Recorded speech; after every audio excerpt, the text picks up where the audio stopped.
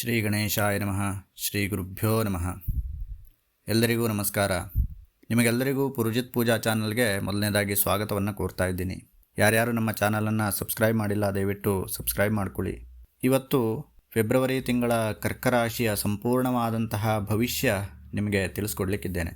ಇದರಲ್ಲಿ ನಿಮ್ಮ ವೃತ್ತಿ ಜೀವನ, ನಿಮ್ಮ ಅದೃಷ್ಟ ಯಾವ ರೀತಿಯಾಗಿದೆ, ಹಾಗೆ ಯಾವ್ಯಾವ ಗ್ರಹಗಳು ಯಾವ ಮನೆಯಲ್ಲಿದ್ದಾರೆ, ಅದರಿಂದ ನಿಮಗೆ ಏನು ಫಲಾಫಲಗಳು ಲಭಿಸುತ್ತೆ, ವಿದ್ಯಾರ್ಥಿಗಳ ಜೀವನ, ಕೌಟುಂಬಿಕ ಜೀವನ, ಪ್ರೇಮಿಗಳ ಜೀವನ, ಹಾಗೆ ನಿಮ್ಮ ದಾಂಪತ್ಯ ಜೀವನ, ಆರೋಗ್ಯದಲ್ಲಿ ಏನೇನು ಏರುಪೇರುಗಳು ಕಂಡುಬರುತ್ತೆ, ಇದಕ್ಕೆಲ್ಲ ಪರಿಹಾರವನ್ನು ಯಾವ ರೀತಿಯಾಗಿ ನೀವು ಮಾಡ್ಕೊಳ್ಬಹುದು, ಇದೆಲ್ಲದರ ಬಗ್ಗೆ ಇವತ್ತು ನೋಡ್ತಾ ಹೋಗೋಣ.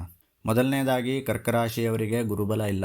ಹಾಗೆ ಅಷ್ಟಮ ಶನಿಯ ಪ್ರಭಾವದಿಂದ ಹಲವಾರು ತೊಂದರೆಗಳನ್ನು ನೀವು ಅನುಭವಿಸ್ತಾ ಬಂದಿದ್ದೀರಾ.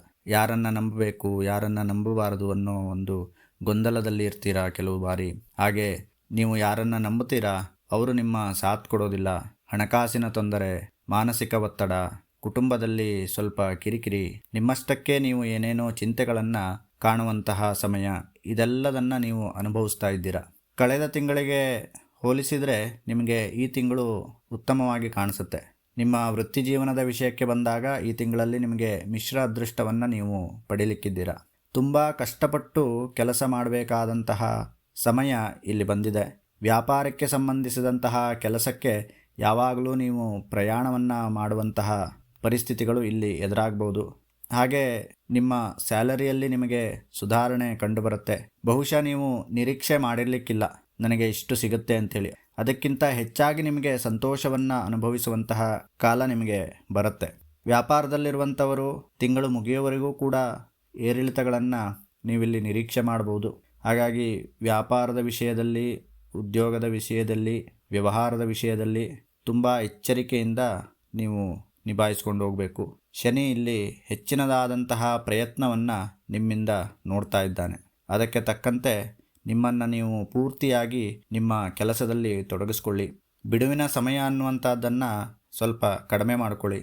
ಆಗ ನಿಮಗೆ ಮನಸ್ಸು ಚಂಚಲ ಆಗುವಂಥದ್ದು, ಮನಸ್ಸಿನಲ್ಲಿ ಏರಿಳಿತಗಳು ಬರುವಂತಹದ್ದು, ನಾನಾ ರೀತಿಯಾದಂತಹ ಬೇಡದೇ ಇರುವಂತಹ ವಿಚಾರಗಳು ಏನು ನಿಮ್ಮ ಮನಸ್ಸಿನಲ್ಲಿ ಬರ್ತಾ ಇರುತ್ತೆ, ಅದಕ್ಕೆಲ್ಲ ಒಂದು ಪರಿಹಾರ ಅನ್ನುವಂಥದ್ದು ಸಿಗುತ್ತೆ.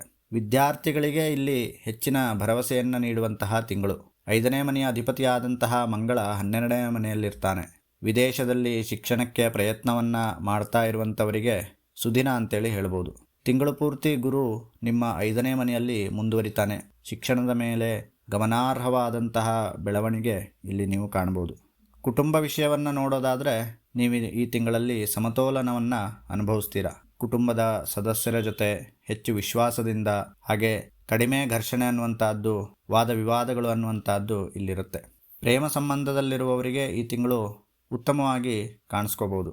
5ನೇ ಮನೆಯ ಅಧಿಪತಿಯಾದಂತಹ ಮಂಗಳ 12ನೇ ಮನೆಯಲ್ಲಿರೋದ್ರಿಂದ ಪ್ರೇಮಿಗಳ ಜೀವನದಲ್ಲಿ ಸ್ವಲ್ಪ ಉತ್ತಮವಾಗಿ ಕಾಣಿಸುತ್ತೆ. ಹಾಗೆ ಮದುವೆಯಾದವರಿಗೆ ಗಂಡ ಹೆಂಡತಿಯರ ಜೊತೆ ಸ್ವಲ್ಪ ಅಂತರವನ್ನು ನಾವು ನೋಡ್ಬೋದು. ಕೆಲವೊಂದು ಸಣ್ಣ ಪುಟ್ಟ ಮನಸ್ತಾಪಗಳು, ಸಿಟ್ಟು, ಉದ್ರೇಕ, ಈ ರೀತಿಯಾದಂತಹ ಸಮಸ್ಯೆಗಳು ನಿಮ್ಮಲ್ಲಿ ಕಂಡುಬರುವಂತಹ ಸಾಧ್ಯತೆ ಇದೆ. ಆದರೆ ಇದೆಲ್ಲ ಕ್ಷಣಿಕ ಆಗಿರುತ್ತೆ. 7ನೇ ಮನೆಯ ಮೇಲೆ ಗುರುವಿನ ಸ್ಥಾನ ಇರುತ್ತೆ. ಇದರಿಂದ ಮುಂದೆ ಹೋಗ್ತಾ ಹೋದಾಗೆ ದಾಂಪತ್ಯ ಜೀವನವನ್ನು ಬೆಂಬಲಿಸುತ್ತೆ. ಇದರಿಂದಾಗಿ ನಿಮ್ಮೆಲ್ಲ ಮನಸ್ತಾಪಗಳು, ಮಾತುಗಳು ಇದೆಲ್ಲವೂ ಕೂಡ ಸರಿಯಾಗಿ ನಿಭಾಯಿಸ್ಕೊಂಡು ಹೋಗೋದಕ್ಕೆ ನಿಮಗೆ ಅನುವು ಮಾಡಿಕೊಡುತ್ತೆ. ಆರ್ಥಿಕವಾಗಿ ಸ್ವಲ್ಪ ಕಷ್ಟವನ್ನು ಅನುಭವಿಸುವಂತಹ ಸಮಯ, ಖರ್ಚುಗಳು ಹೆಚ್ಚಾಗುವಂತಹ ಸಮಯ. 12ನೇ ಮನೆಯಲ್ಲಿರುವಂತಹ ಮಂಗಳ ನಿಮ್ಮ ಖರ್ಚನ್ನು ಹೆಚ್ಚಿಸ್ತಾನೆ. ನಿಮಗೆ ನಿಭಾಯಿಸೋದಕ್ಕೆ ಸ್ವಲ್ಪ ಕಷ್ಟಕರ ಅಂತಾಳೆ ಅನುಭವಿಸ್ಬೋದು. ಆರೋಗ್ಯದಲ್ಲಿಯೂ ಕೂಡ ಸ್ವಲ್ಪ ಏರುಪೇರನ್ನು ಕಾಣ್ಬೋದು. ಮಾನಸಿಕವಾಗಿ ಸದೃಢವನ್ನು ನೀವು ಹೊಂದಿರಲೇಬೇಕಾಗತ್ತೆ. ಏಕೆಂದರೆ ಮಾನಸಿಕವಾದಂತಹ ಒತ್ತಡವನ್ನು ಕೊಡುವಂತಹ ಸಮಯ. ತುಂಬ ಚಿಂತೆಯನ್ನು ಮನಸ್ಸಿನಿಂದ ತೆಗೆದುಹಾಕ್ಬಿಡಿ. ಚಿಂತೆ ಮಾಡಿದಷ್ಟು ನಿಮಗೆ ಮಾನಸಿಕ ಒತ್ತಡ ಹೆಚ್ಚಾಗುತ್ತೆ, ಆರೋಗ್ಯ ಹದಗೆಡ್ತಾ ಬರುತ್ತೆ. ಹಾಗಾಗಿ ಅನಾವಶ್ಯಕವಾದಂತಹ ಚಿಂತೆಯನ್ನು ಬಿಡಿ. ಮುಂದಿನ ಸಮಯಕ್ಕೋಸ್ಕರವಾಗಿ ನೀವು ಕಾಯ್ತಾ ಹೋಗೋದು ಒಳ್ಳೆಯದು. ಮುಂದೆ ನಿಮಗೆ ಒಳ್ಳೆಯ ಭವಿಷ್ಯ ಅನ್ನುವಂಥದ್ದು ಬಂದೇ ಬರುತ್ತೆ. ಹಾಗಾಗಿ ಇವಾಗಿನ ಸಿಚುವೇಶನ್ನನ್ನು ನೀವು ನೆನಪು ಮಾಡಿಕೊಂಡು, ಅಥವಾ ಹಿಂದಿನ ಸಿಚುವೇಶನನ್ನು ನೀವು ನೆನಪು ಮಾಡಿಕೊಂಡು ಕೊರಗೋದ್ರಲ್ಲಿ ಯಾವುದೇ ರೀತಿಯಾದಂತಹ ಅರ್ಥ ಇರೋದಿಲ್ಲ. ನಿಮಗೆ 3ನೇ ಮನೆಯ ಕೇತು ರಕ್ಷಕನಾಗಿ ನಿಲ್ತಾನೆ. ಯಾವುದೇ ಸಂಕಷ್ಟಗಳು ಬಂದರೂ ಕೂಡ ಅದನ್ನು ಎದುರಿಸುವಂತಹ ಸಾಮರ್ಥ್ಯವನ್ನು ನಿಮಗೆ ಕೊಡ್ತಾನೆ.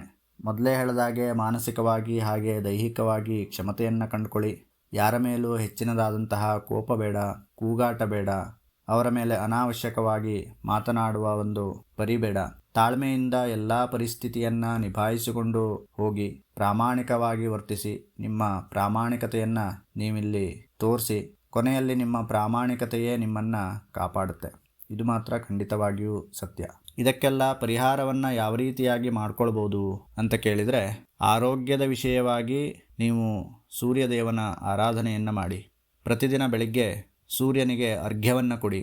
ಒಂದು ತಾಮ್ರದ ತಂಬಿಗೆಯನ್ನು ತಗೊಂಡು ಅದರಲ್ಲಿ ನೀರನ್ನು ಹಾಕಿ ಓಂ ಸೂರ್ಯಾಯ ನಮಃ ಅಂಥೇಳಿ ಸೂರ್ಯದೇವರನ್ನ ಪ್ರಾರ್ಥನೆಯನ್ನು ಮಾಡಿ ಪೂರ್ವ ದಿಕ್ಕಿಗೆ ನಿಂತ್ಕೊಂಡು ಸೂರ್ಯನಿಗೆ ಅರ್ಘ್ಯವನ್ನು ನೀಡಿ. ಇದರಿಂದ ಹಲವಾರು ನಿಮ್ಮ ಸಂಕಷ್ಟಗಳು ದೂರ ಆಗುತ್ತೆ. ಹಾಗೆ ಆಂಜನೇಯನ ಮೊರೆ ಹೋಗುವಂತಹದ್ದು ಖಂಡಿತವಾಗಿಯೂ ಇಲ್ಲಿ ಬೇಕೇ ಬೇಕು. ಪ್ರತಿ ಶನಿವಾರ ಆಂಜನೇಯ ದೇವಸ್ಥಾನಕ್ಕೆ ಹೋಗಿ ಹಾಗೆ ಹನುಮಾನ್ ಚಾಲಿಸ ಪಾರಾಯಣವನ್ನು ಮಾಡಿ, ರಾಮರಕ್ಷಾ ಸ್ತೋತ್ರ ಪಾರಾಯಣವನ್ನು ಮಾಡಿಕೊಳ್ಳಿ. ಇದರಿಂದ ನಿಮ್ಮ ಮನಸ್ಸಿನ ಗೊಂದಲ, ಏಕಾಗ್ರತೆಯ ಕೊರತೆ, ಹಣಕಾಸಿನ ಕೊರತೆ ಇದೆಲ್ಲವೂ ಕೂಡ ಸ್ವಲ್ಪ ಮಟ್ಟಿಗೆ ನಿಮಗೆ ಕ್ಷಮತೆಯನ್ನು ಕೊಡುತ್ತೆ. ಶನಿಯ ಪ್ರಭಾವ, ರಾಹುಕೇತುವಿನ ಪ್ರಭಾವ ಅಷ್ಟೊಂದು ನಿಮ್ಮ ಮೇಲೆ ಬೀಳೋದಕ್ಕೆ ಇದು ನಿಮಗೆ ಕೊಡೋದಿಲ್ಲ. ಹಾಗಾಗಿ ಬಜರಂಗಬಲಿಯ ಪ್ರಾರ್ಥನೆಯನ್ನು ಖಂಡಿತವಾಗಿಯೂ ಮಾಡ್ಕೊಳ್ಳಿ. ಸೂರ್ಯದೇವರ ಆರಾಧನೆಯನ್ನು ಮಾಡ್ಕೊಳ್ಳಿ. ಎಲ್ಲವೂ ಕೂಡ ಬದಲಾಗ್ತಾ ಬರುತ್ತೆ. ಕ್ರಮೇಣವಾಗಿ ಜೀವನದಲ್ಲಿ ಯಶಸ್ಸನ್ನು ಕಾಣ್ತೀರ. ಇದಿಷ್ಟು ನಿಮ್ಮ ಫಲಾಫಲ ಭವಿಷ್ಯ ಆಗಿರುತ್ತೆ. ಬಂಧುಗಳೇ, ಕರ್ಕರಾಶಿಯ ಭವಿಷ್ಯ ಯಾವ ರೀತಿಯಾಗಿದೆ ಅನ್ನೋದನ್ನು ತಿಳ್ಕೊಂಡಿದ್ದೀರಾ. ಇನ್ನೂ ಯಾರು ನಮ್ಮ ಚಾನಲನ್ನು ಸಬ್ಸ್ಕ್ರೈಬ್ ಮಾಡಿಲ್ಲ, ಯಾರು ಹೊಸದಾಗಿ ನಮ್ಮ ಚಾನಲನ್ನು ನೋಡ್ತಾ ಇದ್ದೀರಾ, ನಮ್ಮ ವಿಡಿಯೋಗಳನ್ನು ನೋಡ್ತಾ ಇದ್ದೀರಾ, ಅವರು ದಯವಿಟ್ಟು ಚಾನಲನ್ನು ಸಬ್ಸ್ಕ್ರೈಬ್ ಮಾಡ್ಕೊಳ್ಳಿ. ನಮ್ಮ ಇನ್ನಿತರ ವಿಡಿಯೋಗಳನ್ನು ಕೂಡ ನೋಡಿ ಸರಿಯಾದ ರೀತಿಯಲ್ಲಿ ವಿಚಾರ ವಿನಿಮಯಗಳನ್ನು, ನಮ್ಮ ಸನಾತನ ಧರ್ಮದ ವಿನಿಮಯಗಳನ್ನು, ವಿಚಾರಗಳನ್ನು ತಿಳ್ಕೊಳ್ಳಿ. ನಿಮ್ಮವರಿಗೂ ಈ ಎಲ್ಲ ವಿಡಿಯೋಗಳನ್ನು ಶೇರ್ ಮಾಡಿ ಅಂತೇಳಿ ಹೇಳ್ತಾ ಇವತ್ತಿನ ವಿಡಿಯೋವನ್ನು ಮುಗಿಸ್ತಾ ಇದ್ದೀನಿ. ಧನ್ಯವಾದಗಳು. ಆ ದೇವರು ನಿಮಗೆ ಆಯುರಾರೋಗ್ಯ ಐಶ್ವರ್ಯ ಎಲ್ಲವನ್ನು ಕೊಟ್ಟು ನಿಮ್ಮನ್ನು ನಿಮ್ಮ ಕುಟುಂಬವನ್ನು ಕಾಪಾಡಲಿ ಅಂತೇಳಿ ಹೇಳ್ತಾ ವಿಡಿಯೋವನ್ನು ಮುಗಿಸ್ತಾ ಇದ್ದೀನಿ. ಸರ್ವೇ ಜನಾಃ ಸುಖಿನೋ ಭವಂತು.